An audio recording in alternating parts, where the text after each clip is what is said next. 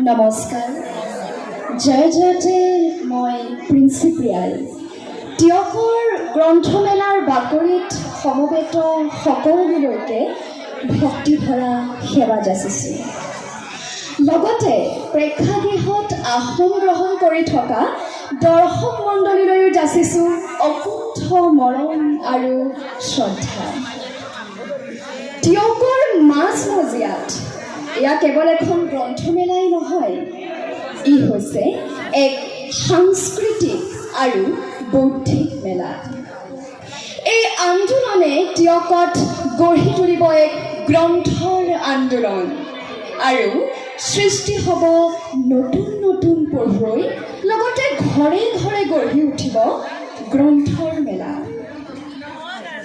শ্ৰোতা দৰ্শক মণ্ডলী গ্ৰন্থৰ সুবাসত সৃষ্টিৰ আখৰা শীৰ্ষক এই অনুষ্ঠানটিলৈ আমি অস্তৰাক দলটিয়ে আগবঢ়াই আনিছোঁ কেইটিমান সাংস্কৃতিক অনুষ্ঠান আপোনালোকে নীৰৱতাৰে শ্ৰৱণ আৰু দৰ্শন কৰিলেই আমাৰ শ্ৰম আমি সাৰ্থক হ'ব বুলি অনুভৱ কৰিম হে সুধীবৃন্দ মহাপুৰুষ দুজনাৰ কথাৰে ক'ব বিচাৰিছোঁ দেখ শূন্য নিৰন্তৰে হৰি বুল্ল হৰি বুল্ল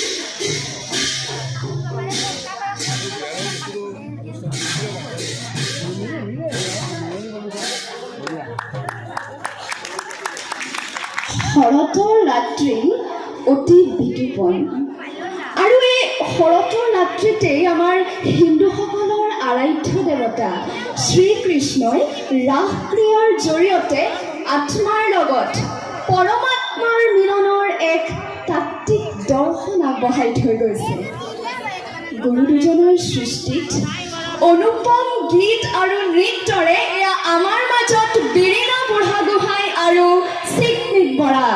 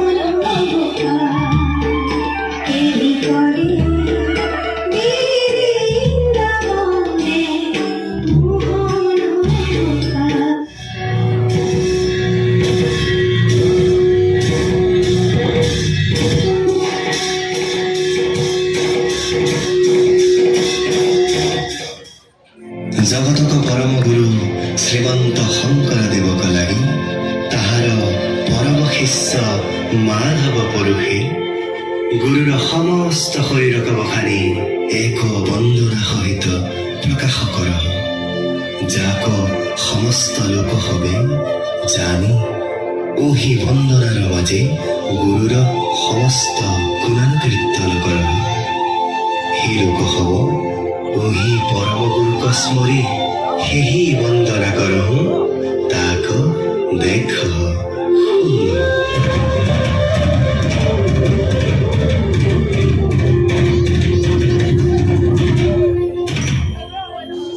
শ্রীমন্ত শঙ্কর হরি ভকতরা যারা যেন কল্প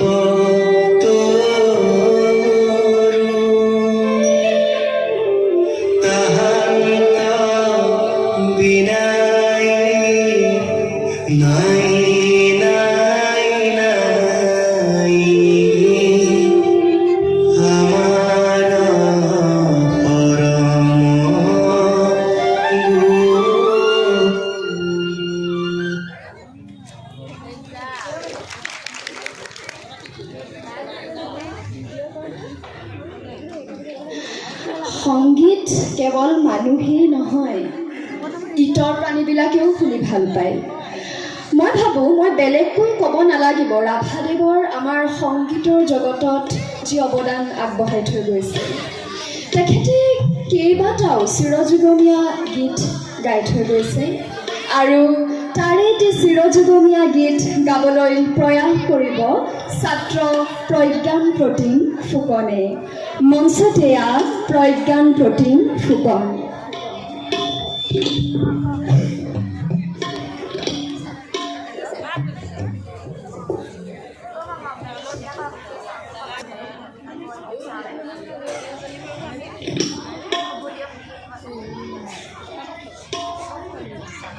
নমস্কাৰ, মই প্ৰজ্ঞানে সকলোলৈকে শ্ৰদ্ধা জনাই এটি বিচিৰাভা সংগীত পৰিৱেশন কৰিবলৈ লৈছোঁ।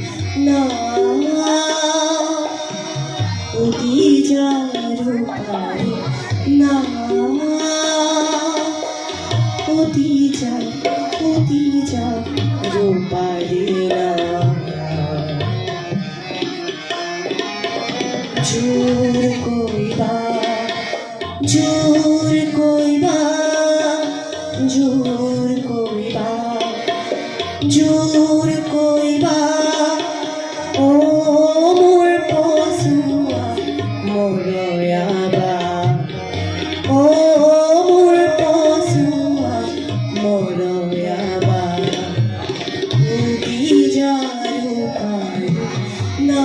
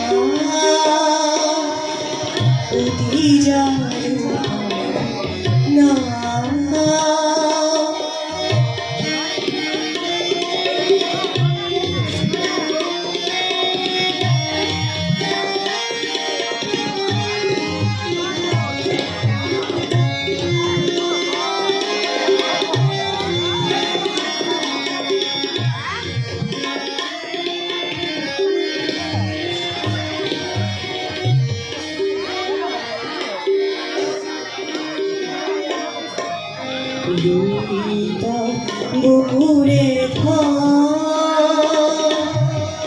নাচি করে তর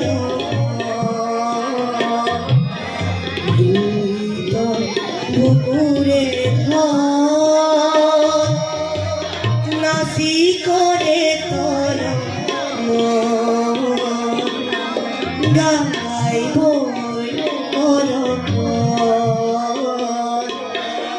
গাইব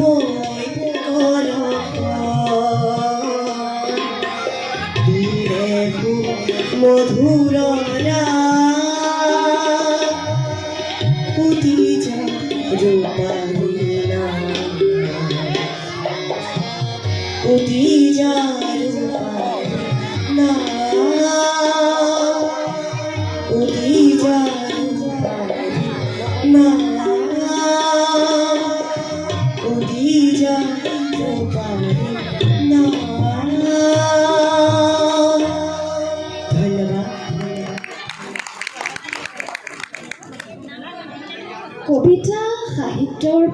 শাখা বোধ কৰোঁ কবিতা সাহিত্যৰ আদিমতম শাখা কবিতাত নিহিত ভাৱাৰ্থই কম্পমান কৰি তুলিব পাৰে হৃদয়ৰ গুজ্জতম কুণ্ঠিও হাজৰিকাদেৱৰ তেনে এটি কালজয়ী কবিতা আবৃত্তি কৰিবলৈ প্ৰয়াস কৰিব অৰিন্দম প্ৰাণ শইকীয়াই মঞ্চতেয়া অৰিন্দম প্ৰাণ শইকীয়া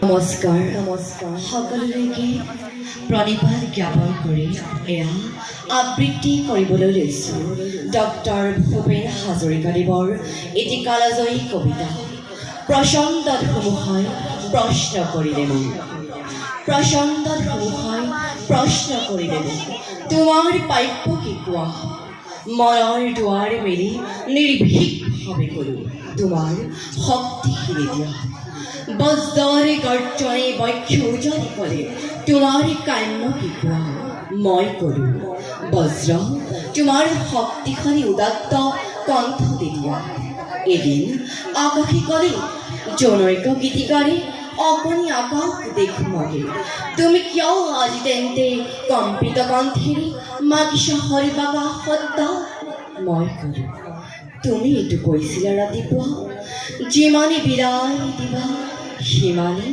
মহান হ'ব তাৰে নাম সঁচা উদাহৰণ সেই আকাশ তুমি দিব যদি খুজিছাই সংকীৰ্ণতা এৰি দিয়া অৱদান ৰূপে তোমাৰ এই পূৰ্ণ বিশালতা দিয়া যদি আজি মহাল কাশী দিলেই মোক বিশাল দৃষ্টি ধুমুহাই দিলেই প্ৰচণ্ড শক্তি বজ্ৰই দিলেই উদাত্ত কণ্ঠ আৰু সাহসৰ যুক্তি বজ্ৰৰে কণ্ঠেৰে ধুমুহাৰ শক্তিৰে গীত গাই কপাম দিগন্ত দানৱৰ সমাজত গাম মানৱৰ কলিজৰ সঁচা পৰিক্ষিপ্ত মুমূৰ্ষু মানৱ জীৱনৰ বিদ্যুৎ কিঞ্চিত যদি দিব পাৰোঁ আকাশ ধুমুহা আৰু বজ্ৰ তাৰ বাবে শতবাৰ প্ৰণিপাত কৰোঁ ধন্যবাদ শাৰীৰিক সুস্থতাইহে এক সুস্থ মানসিকতাৰ জন্ম দিব পাৰে শৰীৰ মন সুস্থ আৰু সৰ্বাংগ সুন্দৰ কৰি ৰখাৰ এক বিজ্ঞানসন্মত পদ্ধতি হ'ল যোগাসন আহকচোন এটি কলাত্মক যোগাসনেৰে আমি আমাৰ শৰীৰ মন আনন্দৰে ভৰাই তুলি আমাৰ জীৱনটো সুন্দৰময় কৰি তুলিম এতিয়া যোগাসন প্ৰদৰ্শন কৰিব আৰ্তিকা ভূঞাই মঞ্চত এয়া আৰ্তিকা ভূঞা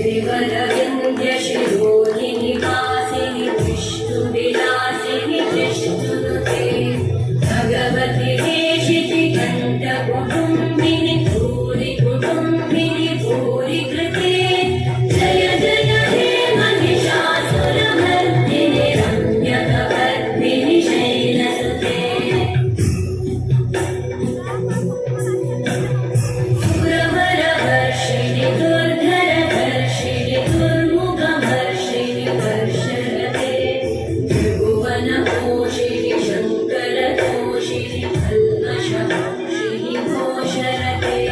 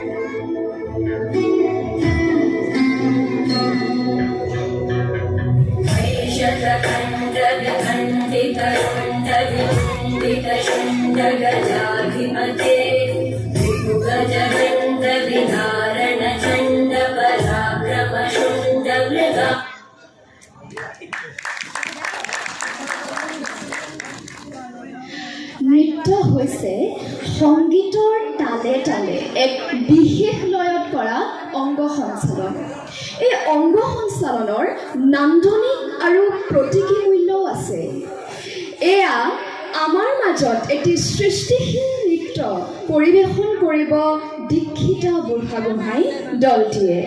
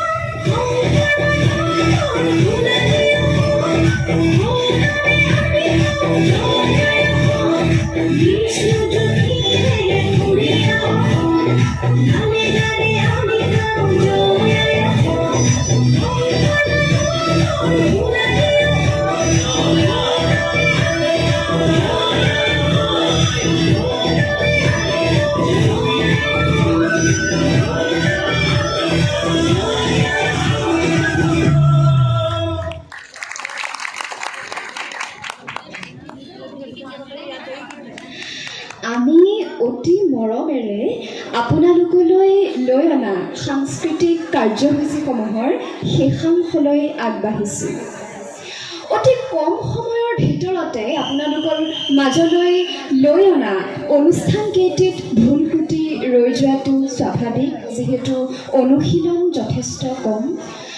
গঠনমূলক সমালোচনাৰে আমাক আৰু এখোজ আগুৱাই যাবলৈ আপোনালোকে আশীৰ্বাদ কৰিব বুলি আশা ৰাখিলোঁ। আহক আমি চিৰসেউজ অসম সংগীতটিৰে বেজবৰুৱাদেৱক এবাৰ সোঁৱৰোঁ আৰু সমগ্ৰ অসমীয়া জাতিটো একতাৰ এনাজৰীৰে বান্ধ খাই থাকোঁ।